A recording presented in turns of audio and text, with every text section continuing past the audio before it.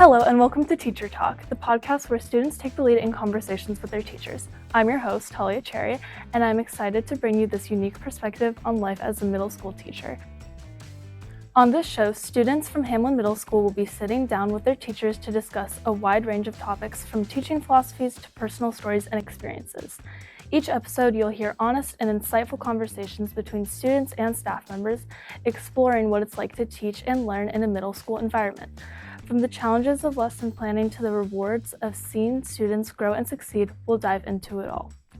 So if you're a student, teacher, or just someone interested in education, tune into Teacher Talk for engaging discussions, surprising stories, and a glimpse into the lives of people who make Hamlin Middle School such a special place. New episodes will be released regularly, so be sure to subscribe to our podcast to stay up to date. Thanks for listening, and let's begin the conversation.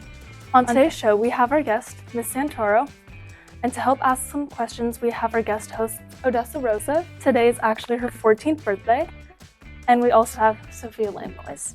Also, yay, but not her birthday. So, Ms. Santoro, before we get started, tell us a little bit about yourself. How long have you been teaching, and what got you here to Hamlin Middle School? I've been teaching at Hamlin for 4 years. Before this, I was at Briggs, and before that, I actually taught art with young Rembrandts. And before that, I worked in IT. So I decided to come to Hamlin because I interviewed for it, and they gave me a tour, and it was just a really great school. Yeah, good choice. Well, I taught art first, and I thought that was going to be it. I thought I was going to teach students art, and that was going to be super fun. And then I hung out with a bunch of second graders, and I learned that maybe language arts and social studies was the way to go. I do like stories, and both language arts and social studies has a lot of stories, and kids always surprise me when they show me their version of stories. How has your teaching style or approach changed over the years, and what prompted those changes? Sure. When I first got my teaching degree, I got it in elementary school. And you talk to elementary school students a lot different than you talk to middle schoolers, I think you know.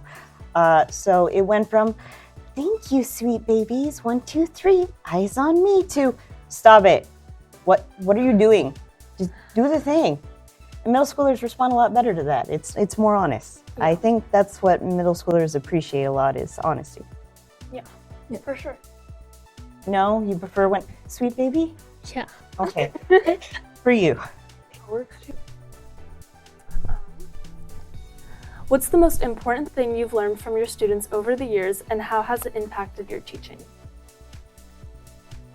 Well, I think it goes back to the honesty. I think most middle schoolers really appreciate when you tell them that they're great at something and they can believe it because you're an honest person. If you say you're good at it and you're not making up and telling everyone they're good at something all the time, even when they're struggling, then they can believe it more when you did it. You worked so hard, you did the thing. I think that I learned the most from my students was how they want to be treated.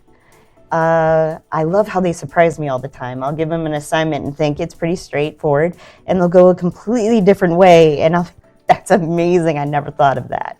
So I think the surprises and just how they want to be treated is the greatest things I've gotten back from the middle schoolers.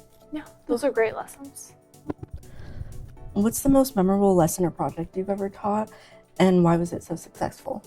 I think the one that I like the most is oftentimes the one that a lot of the students like the most, and it's the Hunger Games. Oh, yeah. Yeah. It's fun for me because I get to be the villain, and I get to cackle and laugh and stuff. And it's fun for the students because, honestly, they usually rise to the challenge. And I think everyone thinks they're going to be the villain when they play the Hunger Games, but a lot of people will turn out to be the hero. They'll save someone that's very different than them. Like, I think you can remember a few people from your year that when they played the Hunger Games, that they suddenly stood up for someone that wasn't like them at all. So it brings a lot of students together. And you think, like, oftentimes parents are concerned because it's a dark book, but it's at the middle school level. It's okay, it's PG. Yeah. That kids respond to it because it's an honest book. It's dark, but it's a very hopeful message. And I think that happens every year. We all start being like, I'm going to be the villain, I'm going to be the worst. But they rise up and they really show how they're great. Yeah. And right now we're doing the Hunger Games in 7th grade. We're just about to start it. I showed them a little bit. They're real excited. You all kind of experienced the Hunger Games. You were in the Capitol, and you were actually in the games. Do you remember anything about the games? Yeah, in the games, it was a lot of fun. One of my favorite classes. And we did lots of activities like book holding, which was a lot of arm strength. And a lot of people would like lean backwards. I actually won a book holding competition. And so you were doing the book holding, and if you drop the books, you're out of the game. So you held the book the longest. Yep. Now it might sound like the Hunger Games is just all games. It's a little bit of games, just on Wednesdays. But we read the book. The whole purpose of the book is to go over the themes and discuss all the kind of deeper meaning. But we also have fun because honestly, it's more engaging when you're living the experience. And a lot of people rise to the occasion. What do you like to do outside of the classroom, and how do your hobbies and interests relate to your teaching? Sure. Let's see. Outside of class, I do a lot of art. I have an art degree and I have an IT degree. So outside of school, I like to draw a lot and I like to paint. I just got myself an iPad and learning Procreate. I don't like learning new things like that. Getting better. But I bring it into the class. I put drawings on the whiteboard. You might notice there's a lot of art around the classroom. So it's fun. It just decorates the place. It makes it feel like home. Yeah, that's really cool.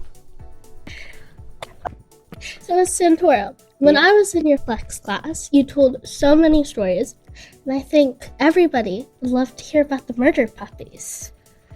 Well, so my mother-in-law got a puppy one day, and it was a cute little puppy named it Cricket. Cute as anything. Then one day the police called. Police had a very important question. Could they swab her dog?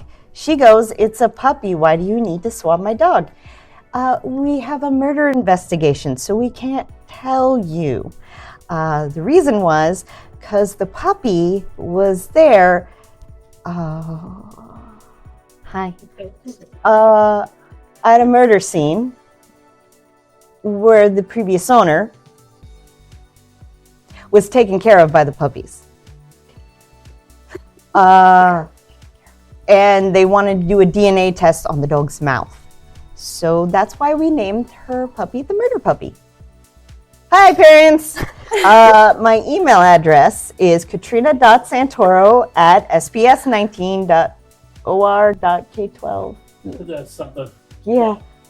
So the Murder Puppies. I don't know why that came up in Flex. I'm sure it was very natural. Yeah, for sure. Yeah. probably, yeah. Please don't put that on what's happening in Springfield. We're doing. Now to wrap it up, we're gonna do a lightning round. So just quick questions, quick answers. Ready? What's your favorite color? Green. What's your favorite animal? Panda. What's your favorite book? Guards by Terry Pratchett. What was your favorite subject growing up? Math. What's your favorite movie? Honest or lying? Okay, Eurovision Song Contest, The Story of Fire Saga. I'm gonna be honest. Seen it 178 times. COVID was a long time. Who's your favorite Disney princess? Oh, a snowball. No, Marshmallow from Frozen. What's your favorite Disney movie? Oh, that's a hard one. Favorite Disney movie? Robin Hood. Who's your favorite superhero? Rogue from X-Men. She can punch through mountains. Totally worth it. What's your favorite show? Favorite show? Right now? Probably Ted Lasso, because it makes me laugh. Parks and Rec, because I might be some of the characters from it. What's your favorite food? Tacos. You can have anything in a taco. Ice cream tacos, taco tacos. Who's your favorite supervillain? Megamind. What's your favorite dessert? Ice cream. Strawberry ice cream. Who's your favorite student? Yeah, I was about to be like, your mom. My kids. Jack Ritter, don't tell Justin. We want to thank Miss Santoro for being here, and happy birthday, Odessa. Thank you, Sophie. Tune in next time. We will have Miss Stark as our guest.